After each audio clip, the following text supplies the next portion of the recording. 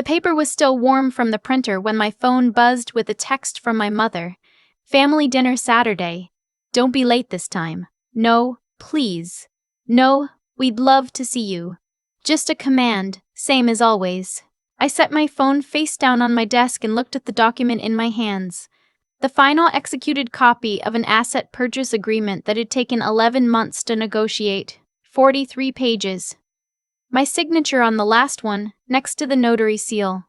I had just become the majority owner of Whitmore Regional Logistics, a company with 4 distribution centers, 340 employees, and one very new, very loud regional director who happened to share my last name. I put the document in my bag, picked up my coffee, and started thinking about what to wear to dinner. People always want to know when it started. Like there's one clean moment you can point to. One incident that explains everything. It doesn't work that way, at least not in my family. It was a slow accumulation. 1,000 small cuts, so consistent and so ordinary that for a long time I mistook them for just the way things were. I'm 31 now. Growing up, there were 4 of us. My parents, my younger sister Vivian, and my brother Preston. Preston was 2 years older than me. Vivian was 4 years younger. I was the middle child, which is maybe the most invisible thing you can be in a family that has decided, very early, who the important people are. Preston was the important person. He was tall and good-looking and effortlessly confident in the way that people are when they've been told their whole lives that they're exceptional. My father saw himself in Preston. That was the thing. My dad had built a small HVAC contracting business from nothing, worked himself into the ground for 20 years, and Preston had his jawline and his swagger and his absolute certainty that the world owed him something. My dad watched Preston walk into a room and saw his own best version of himself. I watched Preston walk into a room and wondered if anyone would notice if I left. My mother was different, more subtle, but the effect was the same. She was the kind of woman who kept score without ever admitting she was keeping score. She'd call Vivian and me on the same Sunday afternoon, talk to Vivian for 40 minutes, talk to me for 8, and then mention casually to relatives that she treated all her children equally. She genuinely believed it. I think that's what made it so hard to name.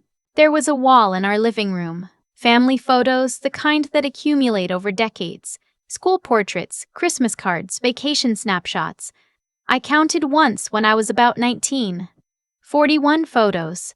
I was in 11 of them, and in 4 of those I was partially cropped. I didn't say anything. I told myself it was just poor wall planning. Interior design is not a moral failing. But I remembered. I left for college at 17 on a partial academic scholarship to Indiana University. I'd applied for financial aid, worked 2 part-time jobs, and taken out federal student loans for the rest. Because when I'd asked my parents about help with tuition, my mother had looked at me with genuine puzzlement and said they'd already committed to supporting Preston's MBA program. Preston was 30 at the time, 2 years into a job he'd gotten through my father's connections, pursuing a degree I'm not sure he ever finished. I didn't make a scene. I thanked them for the information, went back to my room, and applied for 3 more scholarships. I got one of them. At IU, I studied supply chain management and operations, which is exactly as unglamorous as it sounds, and exactly as useful as I needed it to be. I was good at it. Good at seeing systems, spotting inefficiencies, understanding how things moved from one place to another and why they sometimes didn't. My professors noticed. I had 2 internships before my junior year and a full-time offer from a mid-sized logistics firm in Indianapolis before I graduated. I took it. I moved into a studio apartment, bought a used car, and started sending 10% of every paycheck to my student loans. At Christmas that year, Preston announced he'd been promoted to operations manager at the company where he worked. My parents opened a bottle of champagne. My mother cried a little. My dad made a toast about hard work paying off. I had just closed the best quarter in my regional team's history. Nobody asked. I stopped expecting them to. The next 8 years were quiet in the way that building something usually is. Unsexy, repetitive, occasionally thrilling, invisible to everyone who isn't doing it. I moved companies twice, each time for more responsibility and more money. By 27, I was a senior operations analyst. By 29, I was a director of logistics partnerships at a firm that worked with mid-size manufacturers across the Midwest. I also started doing something on the side that I didn't tell my family about. It started small. A friend of a friend had a small freight brokerage that was bleeding money, good client base, terrible internal systems. I helped them restructure their operations on a consulting basis, took a small equity stake instead of a fee. They turned profitable in 8 months. I sold my stake 2 years later for a number that made me sit very still in my car for a while before I could drive. I did it again. And again. Quiet, careful, surgical. I became good at identifying companies with strong fundamentals and weak management, usually family businesses in their second generation, where the founder had built something real and the inheritors were slowly dismantling it through inattention or arrogance. I started an LLC, then a holding company. I hired an attorney and an accountant. I kept my full-time job. I didn't tell my parents because there was no version of that conversation that ended well. Either they wouldn't believe me, or they would believe me and suddenly become very interested, and I had watched what my father's interested to Preston's career, all that attention, all that unearned confidence, all that insulation from consequences, and I wanted none of it near what I was building, so I said nothing. When my mother asked how work was, I said fine. When my dad asked if I was seeing anyone, I deflected. When Preston, at every family gathering, found a way to mention his salary or his title or the size of his company's fleet, I nodded and said something neutral and looked at the food. They read my silence as failure. I know that now.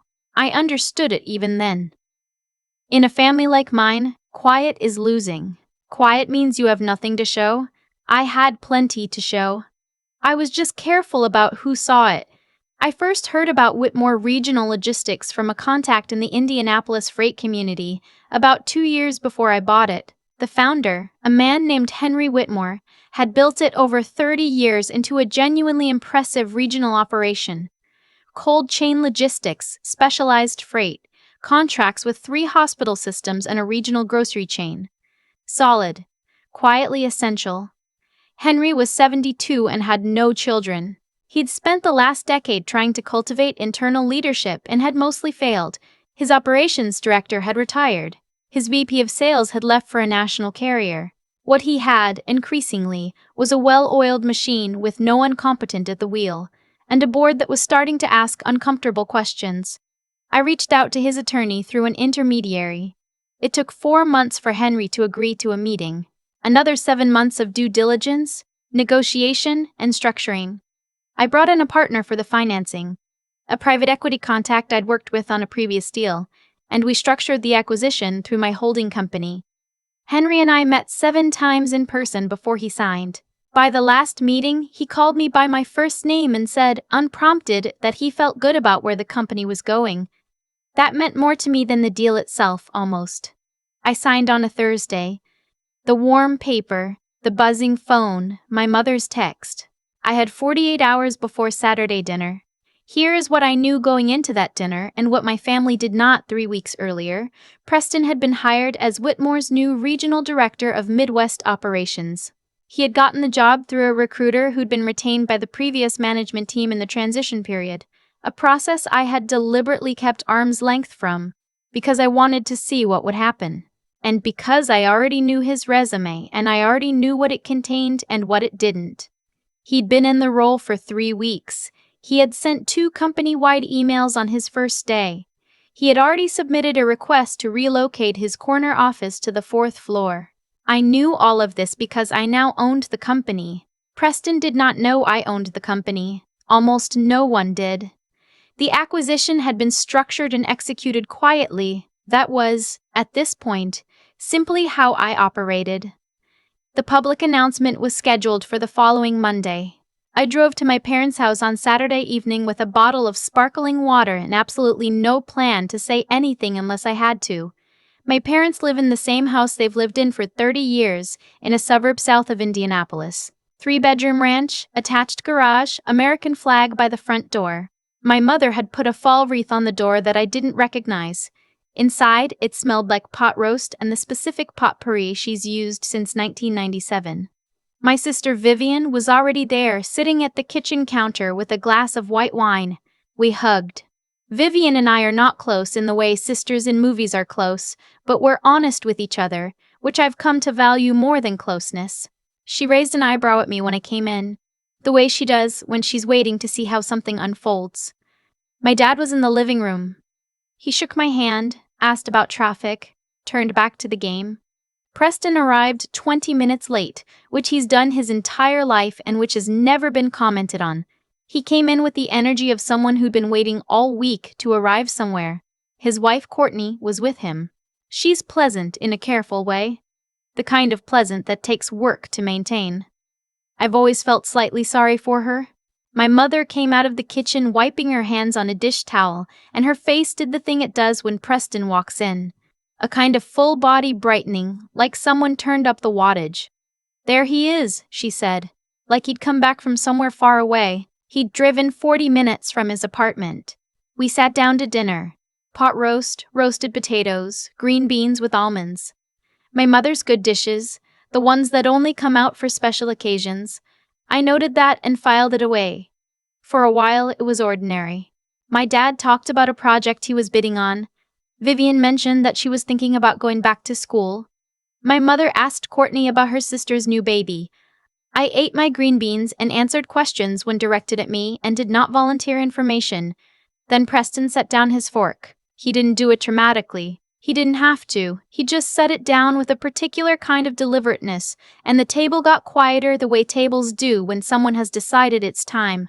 "So," he said, "I've been waiting to tell you guys in person." He paused. He's always been good at pauses. "I got a big one. New position. Regional Director of Midwest Operations at Whitmore Logistics." He smiled. "It's a real company. Not small." My father's face did something I'd seen it do for Preston, my whole life. A kind of settling into pride, deep and uncomplicated. "Regional Director," my dad repeated. "Base plus bonus structure, company vehicle allowance, full relocation package." Preston ticked them off like he'd been rehearsing. It's the kind of role people spend 10 years trying to get. My mother reached across and touched his arm. "We are so proud of you," she said, and she meant it. She meant it completely.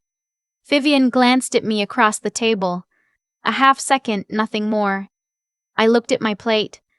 Preston wasn't finished. He never is.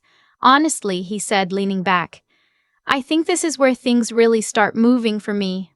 The company's going through a transition, new ownership coming in, so there's going to be a lot of restructuring, a lot of opportunity to really put my stamp on things, get in early, shape the direction." He picked up his fork again. "I talked to the outgoing management team. They said whoever comes in is going to be looking to build leadership, and I'm already positioned as the top regional guy."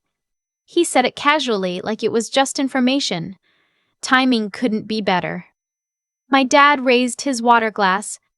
"To Preston." Everyone raised their glasses. I raised mine. I took a slow sip and set it down. What I wanted to do in that moment was nothing. I had not come to dinner intending to say anything. I had genuinely planned to eat my pot roast, say goodbye, and let Monday handle itself. Let him walk into the all-staff meeting and see my name on the ownership documents and have that be the moment. But then my father looked at me, and his expression was the expression he's worn at every dinner, every Christmas, every graduation, for as long as I can remember. The expression that says, "You are here, and we love you, and you don't quite count." And he said, "Good to have some real success at this table for a change." He didn't mean it cruelly, he never does. That's the thing about my father, he doesn't even know he's doing it. He just says, what's in him, and what's in him, apparently, is that my life doesn't register as success from where he's sitting. I set my fork down. "Actually," I said, "I have some news too." The table shifted. Preston's expression flickered.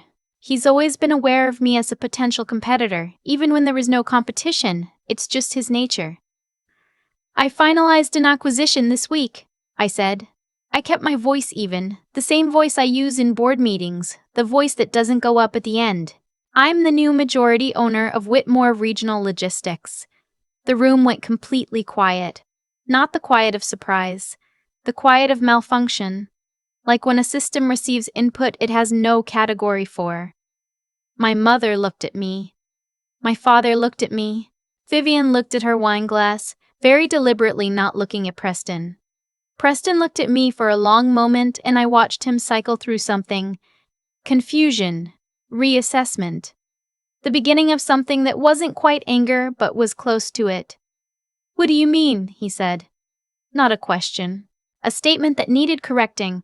"The acquisition closed Thursday," I said.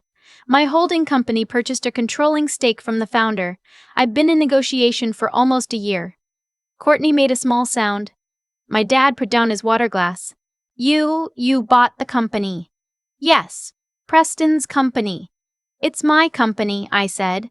Not unkindly, just accurately.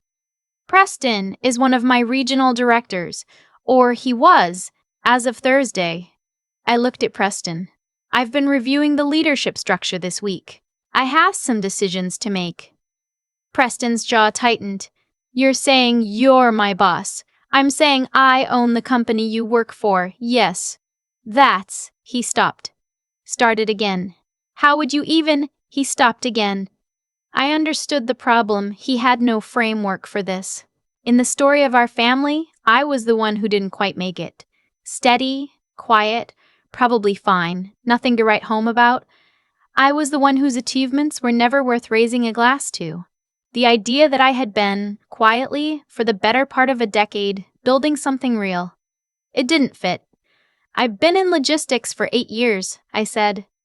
"I've been doing acquisitions on the side for 5. This is the largest one. It's not the first." My mother said very quietly, "Why didn't you tell us?" I looked at her for a moment. I thought about the wall of photos. I thought about the 8-minute phone calls. I thought about the tuition conversation and the water glass going up for Preston, and the way my father's face lit up every time Preston walked into a room.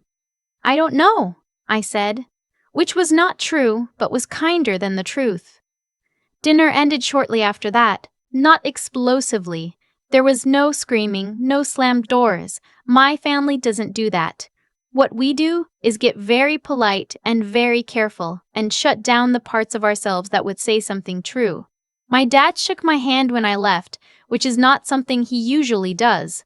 I don't know what it meant. Maybe respect, finally.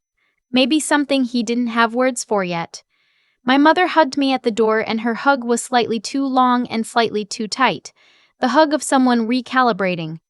Vivian walked me to my car. We stood in the driveway in the cold November air and she said, "How long have you known about Preston?" 3 weeks, I said. "And I wanted to see how he talked about it." She nodded slowly. "And?"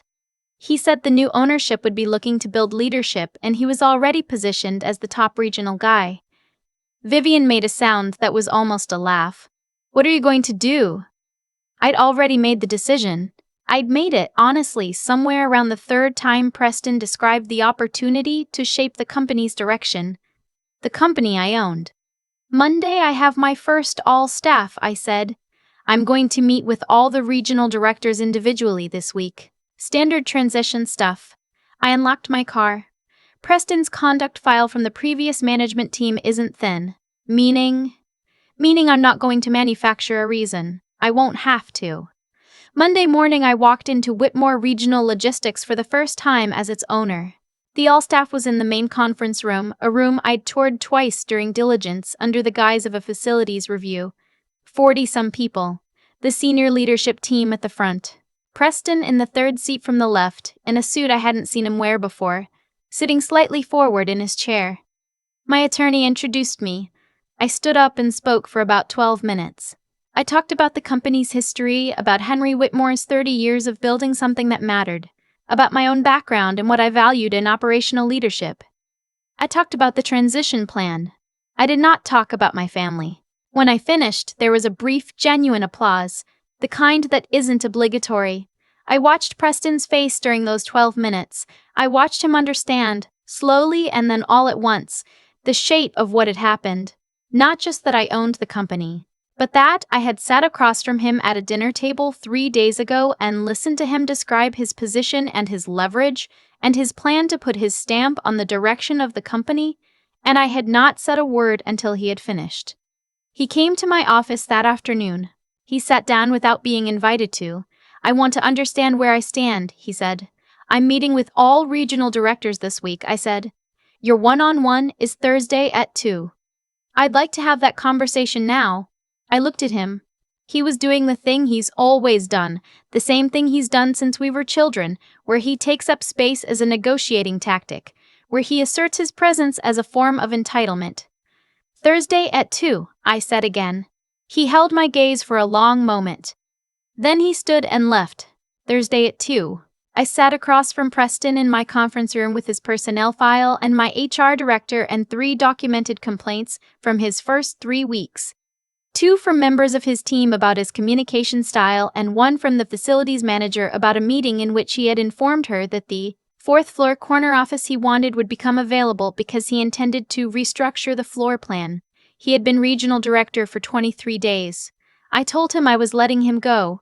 I told him why, specifically, professionally, without anger. I told him he would receive 2 weeks of severance, consistent with the company's existing policy. My HR director walked through the paperwork. He was quiet for most of it. At the end, he said, "You planned this." "No," I said. "I planned the acquisition. What happened after was up to you." He left without shaking my hand. That was 6 weeks ago. My father called me 10 days after the termination. We talked for 45 minutes, which is longer than we've talked in years. He asked questions, real ones, not rhetorical, about how I'd built what I'd built, about the timeline, about what I was planning for the company. At one point he got quiet and said, "I didn't know you were doing all this." "I know," I said. "You should have told us." I thought about how to answer that honestly without being cruel. "I needed to do it without the noise," I said finally. "Our family is loud about some things and quiet about others. I needed to be in the quiet for a while." He didn't respond to that directly, but before he hung up, he said, "I'm proud of you." And then, like he needed to cover for having said it, "I always was." I don't know if that's true.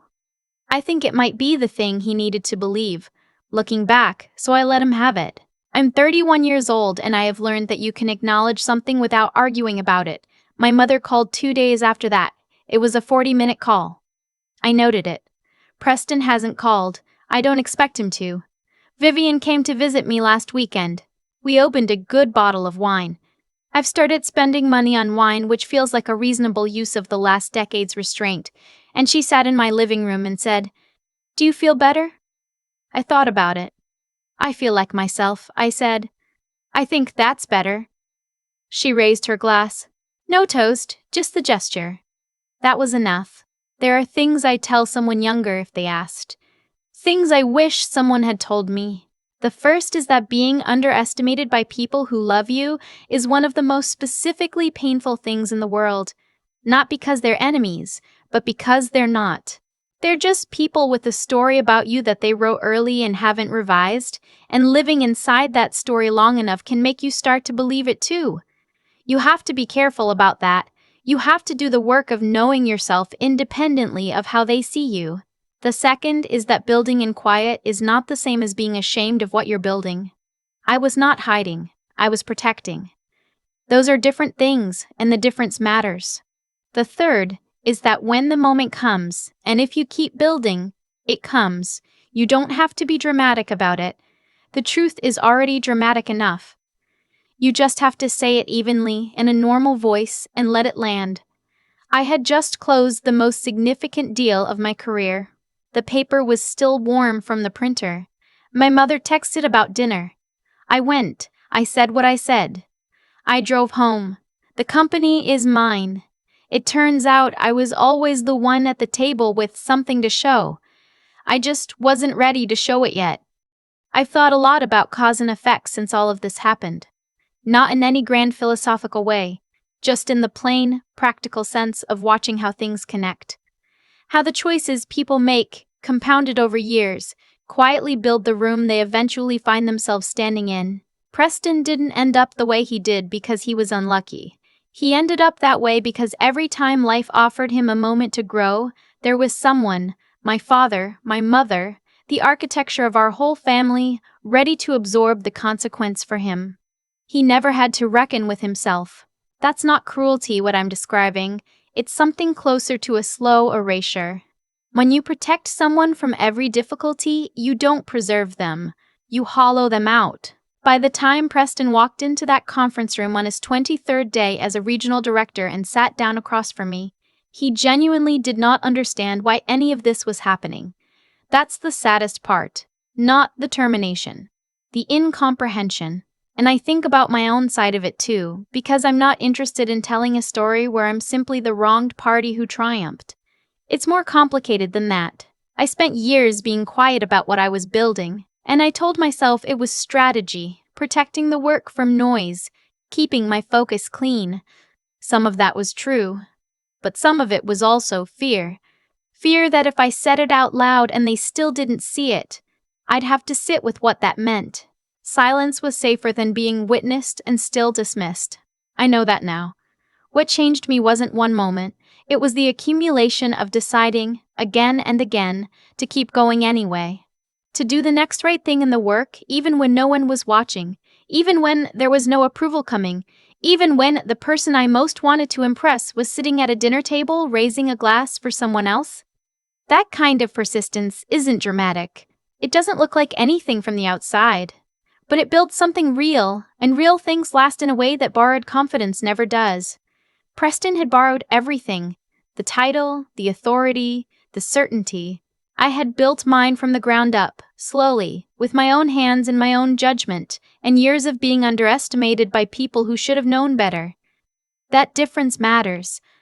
Not because it makes me better than him as a person, but because it means what I have is mine in a way that can't be taken. That's what intelligence in service of real work actually produces. Not flash. Foundation. My father said he was always proud of me. I let him have that, and I think he meant it, in the way people mean things they've never examined.